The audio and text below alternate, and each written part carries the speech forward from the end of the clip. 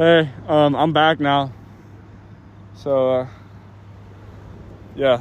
Okay. This is, honestly, if I'm being honest, I forgot what episode. I think this is episode, 11. That means I'm a fake fan, I guess. But, whatever. We're here. Actually, I gotta check that. I can't, I have access to the internet right now. I need to check. We are in Carlsbad, San Diego, I think. California. Thought that I'd film in a more exotic location. This is episode 12, my bad. Okay, let's get started. We're in Carlsbad, San Diego, by the water. Episode 12. This is Overanalyzing Gravity Falls. Thank you very much. All right, starting off this episode immediately. These handicap spots, right, with the striped out area are actually Oregon specific. If you live in California specifically, or some other state, everywhere in America's got handicap parking spots, but this specific way to make a handicap parking spot is specific to Oregon. And I really, really can appreciate this attention to detail, specifically because this show was produced in California. Also, there are visibly open parking spots closer to the Summerween store, and there are no other cars shown in those parking spots. So I guess Grunkle Stan parked in the handicap space in pure spite of the handicap people. He had no real reason to park in a handicap space at all. According to this calendar that Grunkle Stan is holding up, Summerween is officially June 22nd, or as of the date of filming, pretty soon. Hey, do you always carry that calendar in your pocket? Yes. And according to Grunkle Stan, this calendar is indeed always on his person. This is a new sweater on our girl Mabel right here. Every new episode, we're getting a new sweater. This is nothing new if you've been following us or if you watch the show. Among these severed heads labeled masks on this shelf is Larry King's head, if you look closely. And if you remember the Wax Dudes episode, Larry King's head was the only survivor of the Wax People Massacre. So, at the end of the episode, Larry King's head bounces away through the air vents in the mystery shack. I guess this is where he ended up, in the Summerween Superstore. Also, I'm calling these severed heads and not masks because masks typically do not have necks on them like these severed heads do. Also, another fact of production, these faces are actually modeled after people who worked on the show.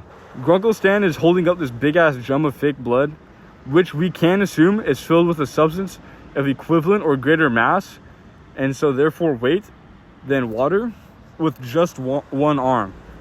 And we can now assume, since we have seen this feat of strength, that Grunkle Stan is either an absolute gooner grip or has a dump truck booty to keep this barrel up so effortlessly. Also, according to Google, a 55-gallon drum of water, which this appears to be the approximate size of, weighs 500 pounds. But that is assuming that this barrel is totally full, which it is entirely possible that it is not totally full. Also, there doesn't seem to be anything in this wheelbarrow that Dipper and Mabel... There doesn't seem to be anything in this wheelbarrow that Dipper and Mabel are stealing / riding in, so I guess they just stole this wheelbarrow for the fuck of it, which is kind of funny. In these pictures, the twins appear to be at the same location where their parents handed them their suitcases in the very first episode. Pretty cool. You can even see part of the stairs and the edge of this couch right here. Hey, what's with the candy? You going trick-or-treating or something? Well, actually, Actually, Robbie, you don't bring candy to go trick-or-treating. You go trick-or-treating to get the candy, you fucking idiot. That doesn't make any sense. With your lives. Oh, what a cute little mask. You're a funny guy, aren't you? Funny, am I? Trick or treat. My name is Gorny. Remember me! Gordy! Okay, Gordy did absolutely nothing wrong. All he did was be at the wrong place at the wrong time, which brings the trickster dude's moral reasoning to a lot of question. There's only one way for you to avoid his fate. What's going on out here, dudes? I heard a ruckus. That's a funny word. Ruckus. Zeus, a monster is making us trick or treat, or else he's gonna eat us. I got a picture. Candy's picture she got on her phone has some Korean writing on it. When translated, means something similar to the word awesome in English. Also, Candy's voice actor also voices BMO from Adventure Time, which I'm surprised I've never noticed until like just now. Also, Candy is confirmed to be Korean in this scene, or at least to be able to speak Korean. It is visibly fully nighttime when Dipper checks his watch here at 6 p.m. Dude, there's no fucking way it's fucking fully dark out at 6 p.m. on what is supposed to be June 22nd, or 2 days after the summer solstice, otherwise known as the longest day of the year. I'm making this video in I'm making this video in June, and it was way fucking bright at 6 p.m. It was like fully daytime. This? Guts! Real, very real guts! That's like a really expensive quantity of sausage that Grunkle Stan just threw on the floor just now. Oh, this is the wheelbarrow from earlier that Dipper and Mabel stole. I guess this is like what they stole it for.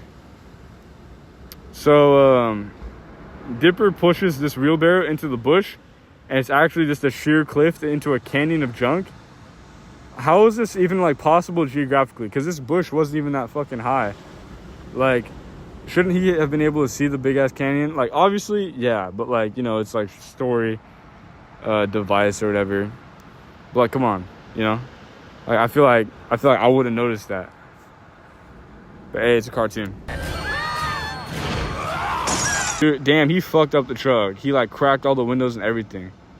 Good thing in the very next shot there aren't any dents or cracked windows. Okay, this time his truck is 1,000% fucked. There's absolutely no saving that. This is a great Bigfoot reference. Also, look at these pictures of like creepy monkeys back here. It's kind of creepy. You get it? Batteries. I love that plan A was to like escape stealthily and like sneak away, but plan B was just to like walk them down with the weapons. Also, Dipper has a little bill on his shield. This is pretty surface level analyzing, but these dudes are the same ones that indirectly killed the shop owners in the inconveniencing. These dudes actually caused like a shit ton of problems in Gravity Falls, like indirectly. Please comment if you eat jelly beans or if you like jelly beans, because I feel like that's like the worst candy ever made, and I'm not sure if I know anybody who actually likes jelly beans, but they seem to be so fucking popular. Like, how are people still making jelly beans? That's ridiculous. Nobody fucking like eats those. Nobody enjoys that shit. No! This pie chart Waddles is pointing to only adds up to 98%.